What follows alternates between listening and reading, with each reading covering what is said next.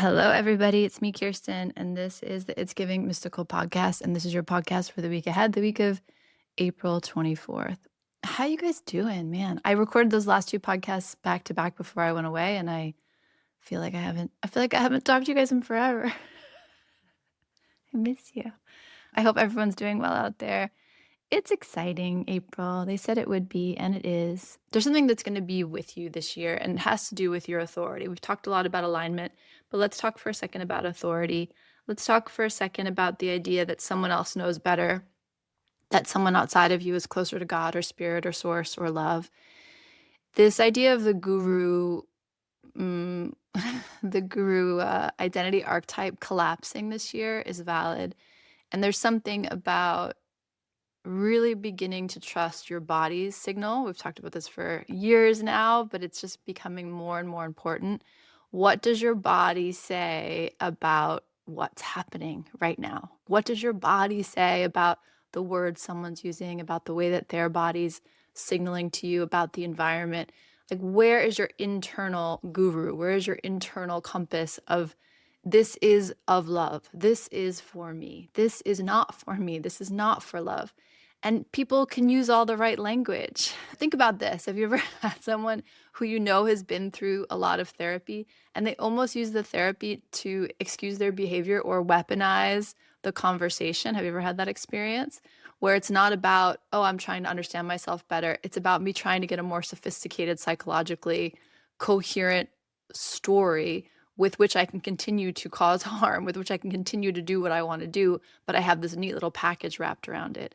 There's something here about really beginning to feel the distinction when someone in a spiritual context, an energetic context, especially in a healing context, God help us, uses all of the right language, says all of the right things, like has all of the buzzwords, seems super sophisticated, and your body is not into it. Your body feels a contraction. Your body feels unsure.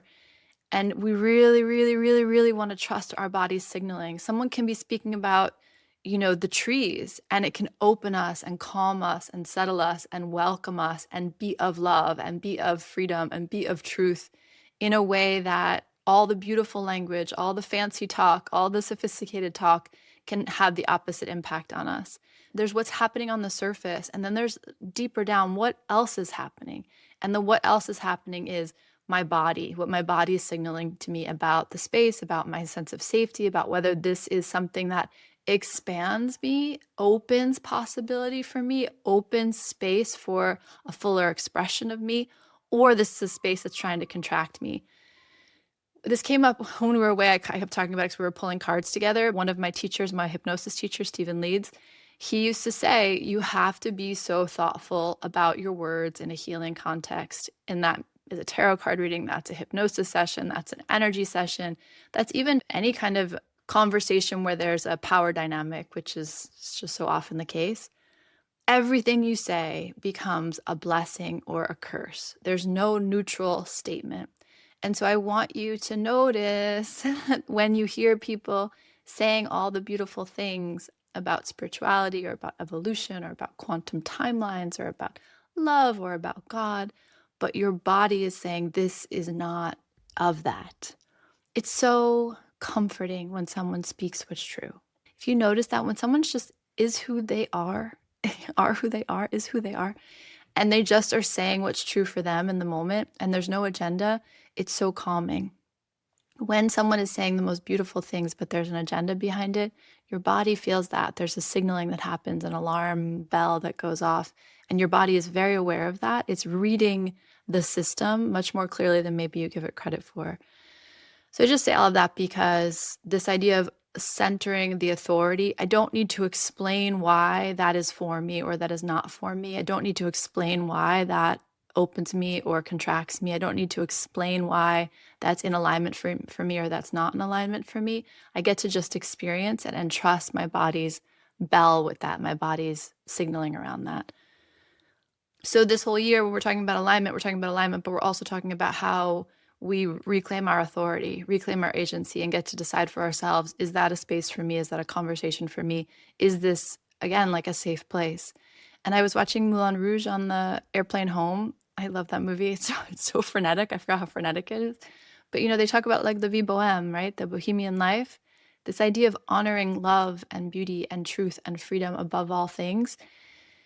There's a reason why those themes occur again and again. There's a reason why our body is calling for that on some level. And we need to build spaces and communities where we're free to express and free to yearn for these kind of higher octave values. So that's up for everyone.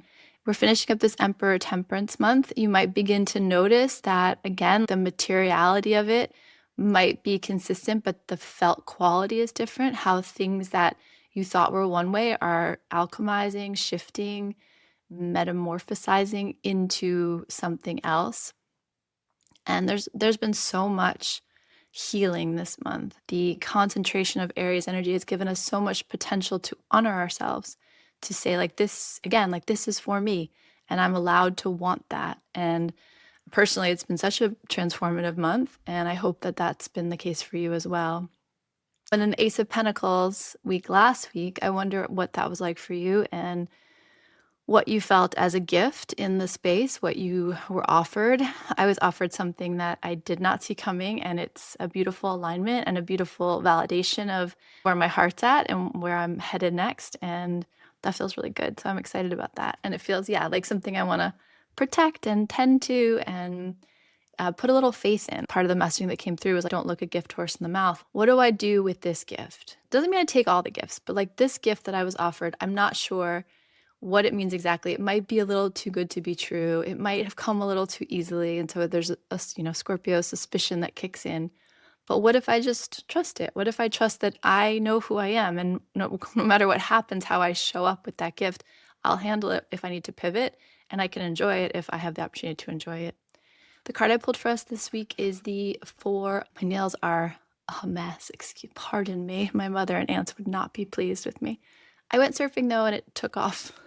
It took off some of my polish. Okay, so I pulled the Four of Cups for us.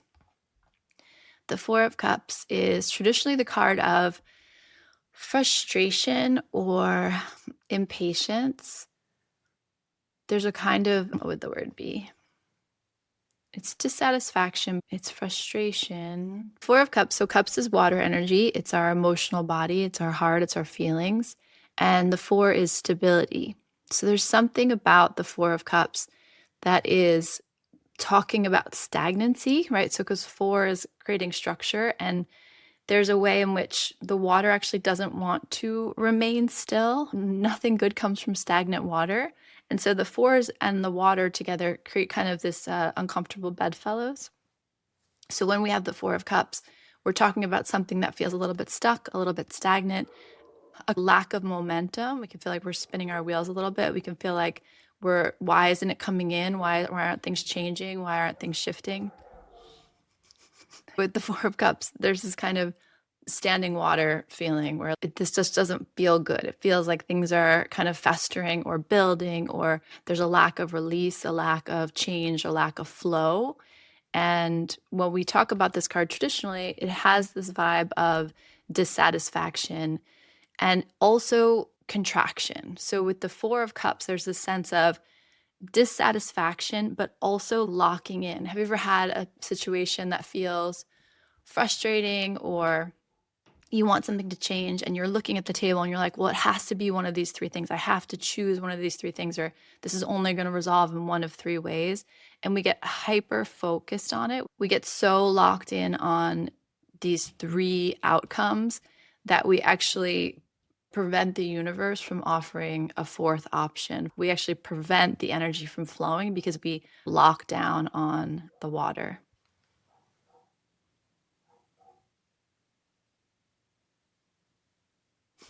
With the Four of Cups, there's just this sense of frustration. Like I'm looking at it and I'm looking at it and I'm trying to manifest and trying to understand the emotion and trying to dig in and make something change.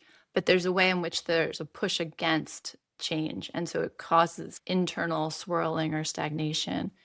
So in a Four of Cups week, we always want to be zooming out. When the Four of Cups shows up, we always want to take our hands off the wheel and be like, let go and let God, and I have no idea what's possible, and I am a very fallible human with a very tender heart trying to make sense of something that can't quite be resolved for me. So it's like the intensity, the compression around the heart space causes the mind to go into overdrive, causes the body to feel frustration, fatigue, stagnation.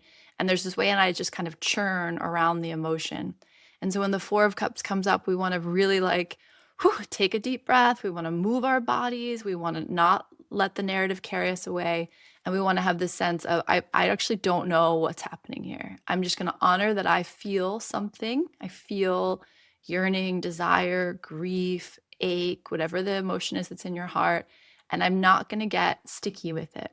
We want to allow this energy to make us feel more alive, not more attached. There's an attachment, there's a latching on with the Four of Cups that does not serve us even a little bit. So when the Four of Cups comes up, we want to keep breathing, keep moving our bodies, keep honoring the emotion, but not locking down around the emotion.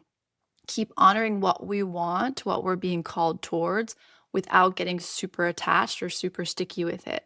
It's a beautiful time to be like, I want this, or I feel this, and I don't need to make meaning of it. I'm allowed to almost call it out to the universe, like, universe, my heart feels this, and let that be, like, trust the universe is going to handle it. Trust that the emotion will not stay stagnant. Water cannot abide that stagnation. It will either evaporate, it will spill over, something will shift, but it will find a way back towards flow and movement.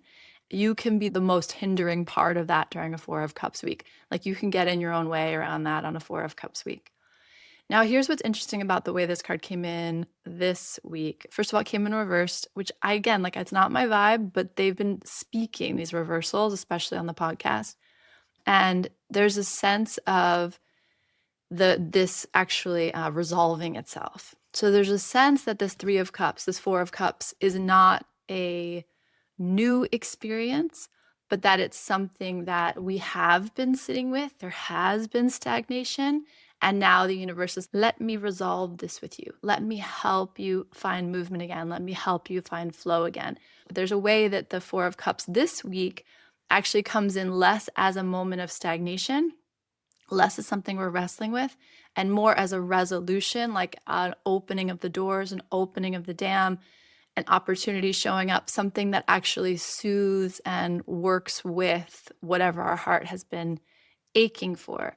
So it can be that the grief finds a way towards movement. It can be that the desire finds some place to land, or something to connect to, or something to connect with.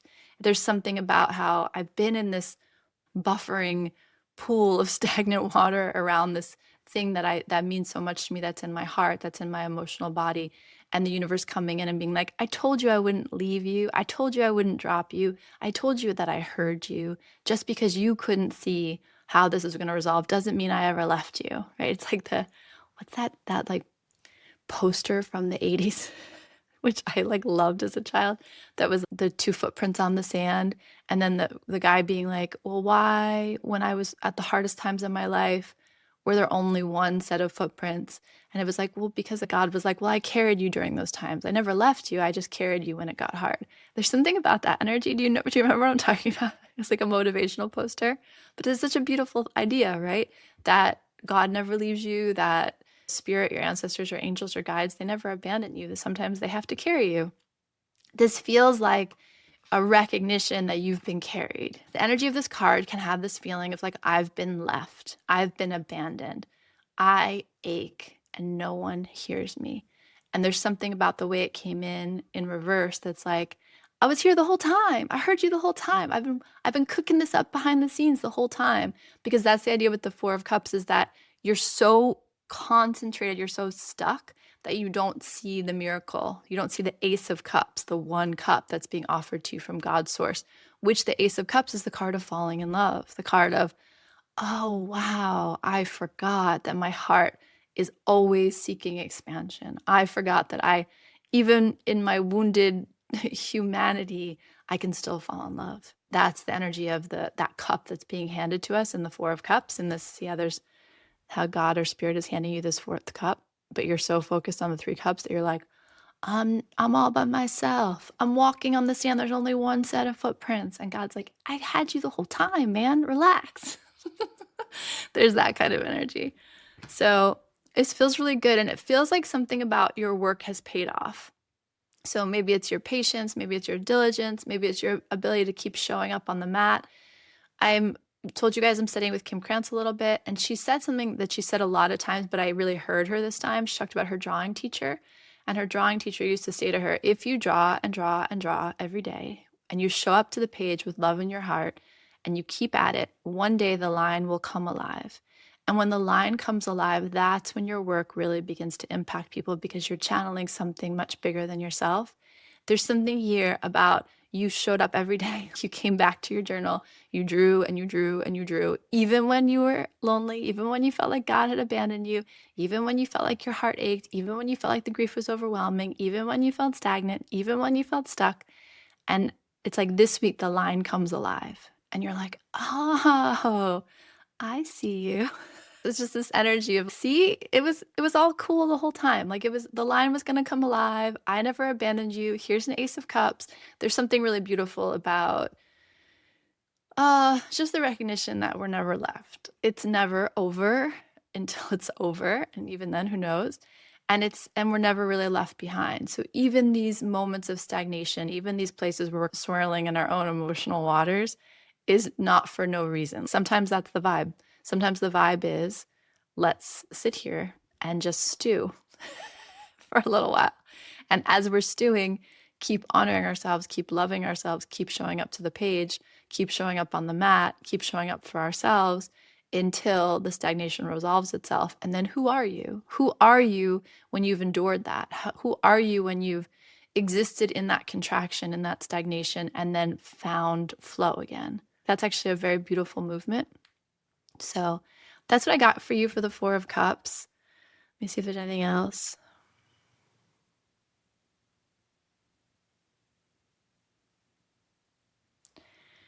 There seems to be some kind of resolution of, again, isolation or loneliness. So it could be about, you and spirit, you and God, but it also could be, a sense of you don't have to do it alone. There is something about feeling, there's some resolution of a kind of isolation, a kind of loneliness. I have the sensation that less he's going to get up and go find a party, but that friends are going to come find him in the woods. There's something about,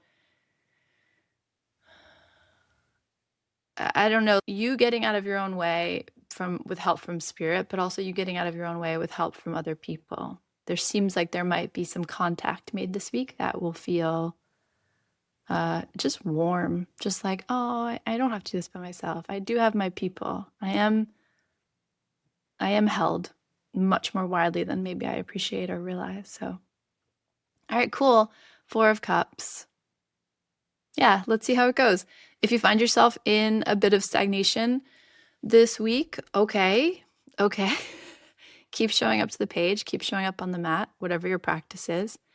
Know that it will resolve itself, and really try to avoid and or practice through contraction. So if you find yourself getting hyper focused, hyper attached, again, like the emotion, the feeling is valid. Attaching it to something is where we get ourselves in trouble.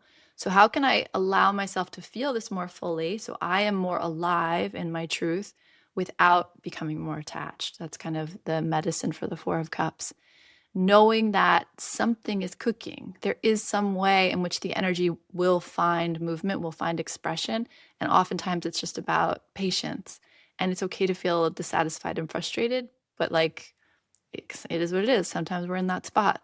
And then on the other hand, you might find yourself moving through stagnation or having the resolution to something where you felt kind of stuck and stagnant, and that's going to feel really good. If you're on that part of the boat, that's the party side of the boat. That's like oh man, I'm so glad that this is moving again. I'm so glad I don't feel stuck in this right now. Okay, cool. That's what I got for you. Sending you love as always. Sending you focus on your practice, whatever that is, and let it be a practice again that opens you, that expands you, that allows you to live more fully connected to truth and beauty and freedom and love, not the things that maybe you're supposed to do or you should do or someone else tells you is the right thing to do. Trust your body, trust what feels good to you, what brings you into the most expansive sense of yourself, because you deserve that. Okie dokie, Charlie Brown. Talk to you later. Bye.